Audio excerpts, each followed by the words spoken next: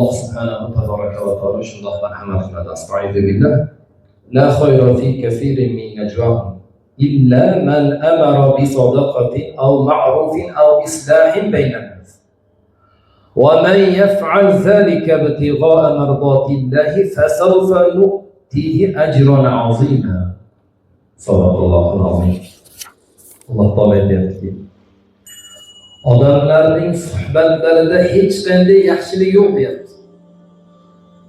Qachonki xayr ihson qilishlikka, ezgulik, yaxshi ishlarga, odamlarning o'rtasini isloh qilishlikka, amri ma'ruflarga chaqiradigan suhbatlar bo'lsa, unda yaxshilik.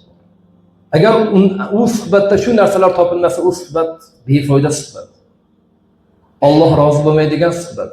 Alloh xursand bo'lmaydigan suhbat. Alloh taolo aytayaptiki, kimda kim Alloh taoloni Robbisini roziligi uchun mana shunday suhbat qilsa va mana shu ishlarni qiladigan bo'lsa, men bu bandalarimga mukofotim bor deyapti. Mukofotim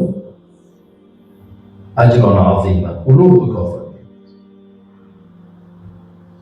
Demak, suhbatlarimiz, o'zaro gaplarimiz bor. Boshida o'ylanib bir oyda yo ishxonadagilar har xil qarindoshlar yig'ilishib turishadi. Bir haftada, bir haftada 4-5 yig'ilish yeydiganlar ham bor. Savdogarlar o'rtasida. Har endi ko'pda shunaqa. Ana shu suhbatlaringizda borib bunday hozirda esga olingchi, o'sha mana yaqinda o'tgan eng oxirgi yig'ilish suhbatingizda nima haqida suhbat bo'ldi? Nima haqida gaplashildi?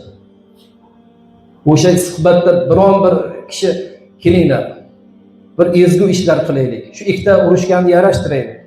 Yoki bunaqa bir xayr ehson bir qiynalib qolgan ekan. Ana bir yetim bor ekan, maktabga kiyimini qila olmayapti ekan, yo bir uyini qila olmayapti ekan, qishga bir tayyorgarlik yo'q ekan. Shunga bir yordam qiladigan gaplar bo'ldimi? Shu oxirgi mana hammamiz o'tirganmiz. Oxirgi eslaylik, oxirgi yig'ilishimizda, suhbatimizda mana shu gaplar, shu ezgu ishlarga Alloh rozi bo'ladigan bir yaxshi ishlar haqida suhbat bo'ldimi yo'q? Agar bo'lgan bo'lsa, sizga ulug' ajr mukofot bor. Alloh va'da qilgan. Ana shunday suhbat qilganlarga Alloh meni huzurimda ulug' ajr mukofot. Demak, siz yig'ilishingiz, suhbatingiz bekor ketmadi. Agar bu gaplar bo'lmagan bo'lsa, u yig'ilishingiz, gapingiz aslan befoyda. Xudoy taolo o'zi aytayapti. Hech qanday yaxshilik yo'q deyapti. Agar u suhbatlarda, u yig'ilishlarda yaxshilikka, ezgulikka, odamlarning orasini isloh qilishlikka, amri ma'rufga, yaxshilikka chaqirish bo'lmasa, bu suhbatlarda hech qanday yaxshilik. Iloji bo'lsa, u yaxshilik yo'q suhbatlarni yig'ishtirish kerak. Umrni vaqti o'tkazib bo'lsa, yaxshilik Alloh rozi bo'ladigan, Alloh xursand bo'ladigan, Alloh ulug' ajr mukofot bo'ladigan yaxshilikka qatnashish. Bo'lmasa yig'ishtirish kerak. Bundan ko'ra bir foydali dunyosi uchun, oxirati uchun manfaatli ish qilish kerak. G'oyat baholashib turishib, Alloh asrasin. O'zi ko'p yig'ilish, aksariyatda yig'ilishlarda men juda ham ko'p aytaman, juda ham achinaman shunga.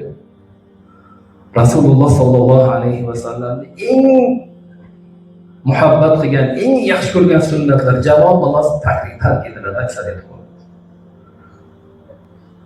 Sevgili Habibimiz sallallohu alayhi va sallam hech qachon tark etmagan, sahoba ikromlar tark etmagan jamoat namozi aksariyat yig'ilishlarda tark etiladi.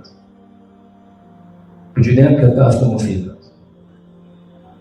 Endi uni ustiga u sifatlarda umuman yaxshilik bo'lmaydigan bo'lsa, ma'noyani Alloh taolo yaxshilik yo'q degan sifatda u musibat ustiga musibat.